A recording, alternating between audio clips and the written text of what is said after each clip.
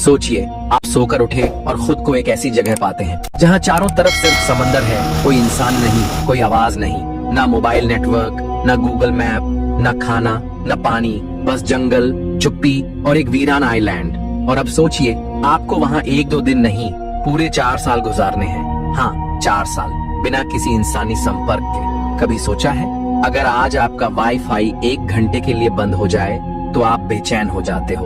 अब सोचिए उस इंसान के बारे में जिसने 4 साल बिना इंसान के, बिना तकनीक के, बिना मदद के, बस अपनी हिम्मत और दिमाग के दम पर जिंदा रहकर इतिहास बना दिया। उसका नाम था अलेक्जेंडर सेलकर्क, एक स्कॉटिश नाविक जो गुस्से में जहाज से कूद पड़ा और फंस गया एक ऐसे आइलैंड पर जहाँ जिंदगी का हर पल मौत से लड़ाई थी।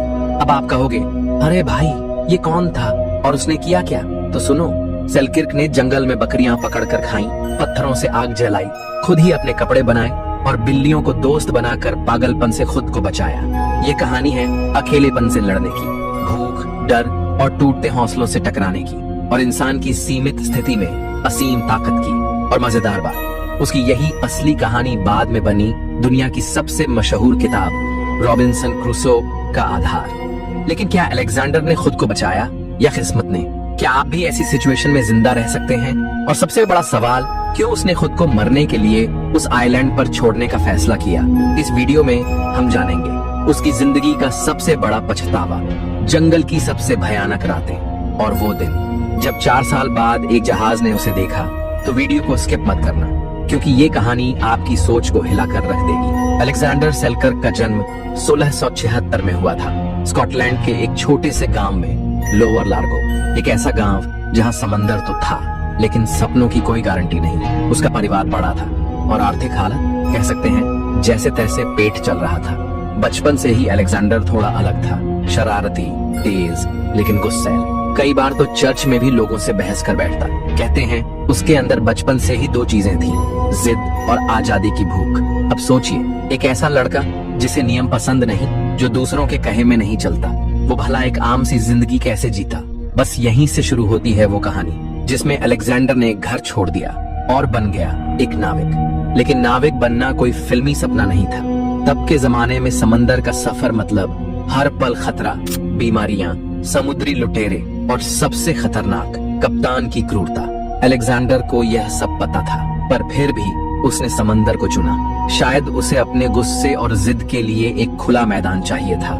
और समंदर से बड़ा मैदान कौन सा होता? क्या ये सिर्फ भागने की कोशिश थी, या कोई ऐसी तलाश जो उसे मौत के दरवाजे तक ले जाएगी? अलेक्जेंडर सेलकर्क अब बन चुका था एक नाविक, और उसे मिला एक मौका उस जमाने के एक प्राइवेट जहाज पर सवार होने का।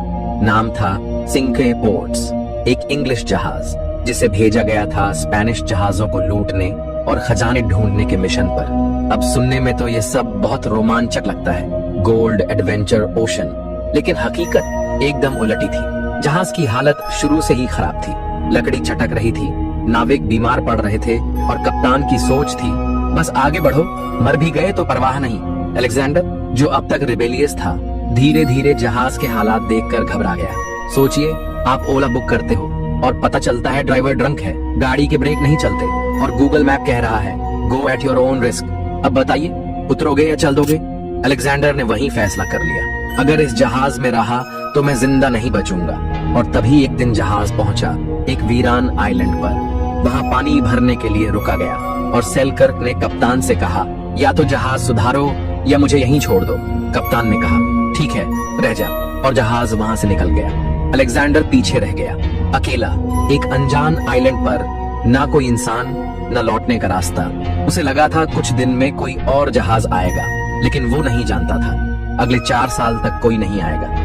अलेक्जेंडर अब पूरी तरह अकेला था, एक वीरान आइलैंड, चारों तरफ समंदर, न खाना, न कपड़े, न इंसान। शुरुआत में तो उसे लगा, चलो कुछ दिनों की बात है, कोई जहाज आएगा और मुझे ले जाएगा। लेकिन हफ्ते बीत गए, महीने बीत गए, और फिर आई सच्चाई। तू अब इस आइलैंड पर फंस चुका है, जिंदा रहना है तो खुद ही कुछ करना होगा। अब कल्पना कीजिए, एक इंसान जिसके पास ना चाकू है, ना जीपीएस, ना लाइटर, ना खाना। तो सेलकर्क ने क्या किया? उसने पहाड़ों में छुपी हुई जंगली बकरियां खोजी, उन्हें दौड़ाकर पकड़ा और खून पसीना एक करके मांस पकाया। लेकिन सवाल था, आग कैसे जलाए? तो पत्थरों को रगड़कर धुएं से आग जलाई जैसे कोई प्रीहिस्टोरिक इंसान। और फिर आया लोनलीनेस का सबसे भयानक चेहरा। अलेक्जेंडर को डर था कि वो पागल न हो जाए, तो उसने बना लिए कुछ दोस्त, जंगली बिल्लियां। हाँ, वही बिल्लियां जो रात में उसकी झोपड़ी के पास आती। अलेक्जेंडर उन्हें खाना देता और वो उसके आसपास रहती। इन बिल्लियों ने न सिर्फ उसे कंपनी दी बल्कि चूहों से भी बचाया जो उसके खाने को बर्बाद कर देते थे।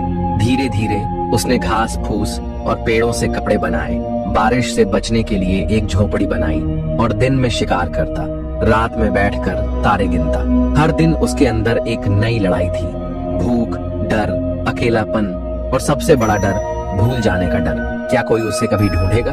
क्या वो जिंदगी में दोबारा किसी इंसान की शक्ल देख पाएगा? पर कहानी यहीं खत्म नहीं होती, क्योंकि असली ट्विस्ट तो अब आने वाला है। जब एक दिन समंदर में उसे एक जहाज दिखाई दिया, लेकिन क्या वो जहाज उसे बचाने आया था या वो लेकर आया था मौत? अगले हिस्से में जानेंगे, जब उम्मीद बनी एक नई चुनौती। एक दिन अलेक्जेंडर पहाड़ी पर बैठा था, जैसे रोज बैठता था, समंदर की तरफ टकटकी लगाए, शायद कोई आए, शायद कोई देख ले। और तभी उसकी आंखों ने कुछ देखा, एक जहाज।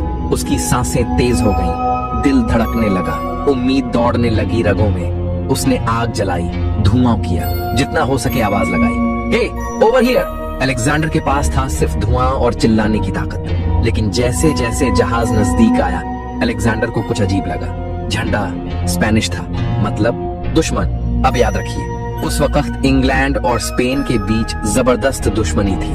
अलेक्जेंडर स्कॉटलैंड से था, यानी इंग्लैंड का आदमी, और ये जहाज स्पेनिश समुद्री लुटेरों का था।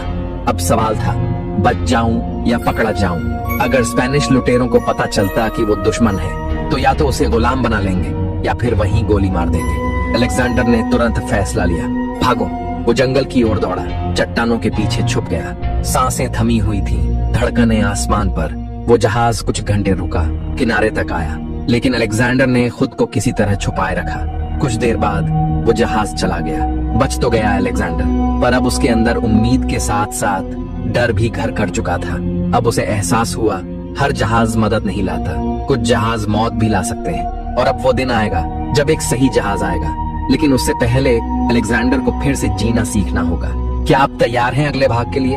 आइए अब बढ़ते हैं इस अविश्वसनीय कहानी के सबसे इमोशनल और रोमांचक मोड़ की ओर, जहां 4 सालों की तन्हाई, भूख, डर और उम्मीद के बाद आखिरकार वो दिन आता है जिसका अलेक्जेंडर ने हर दिन हर रात इंतजार किया था।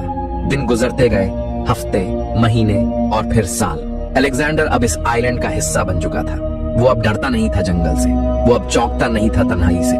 उसने खुद को इस वीरान जिंदगी में ढाल लिया था, लेकिन दिल के एक कोने में आज भी उम्मीद की छोटी सी लौ जल रही थी। हर सुबह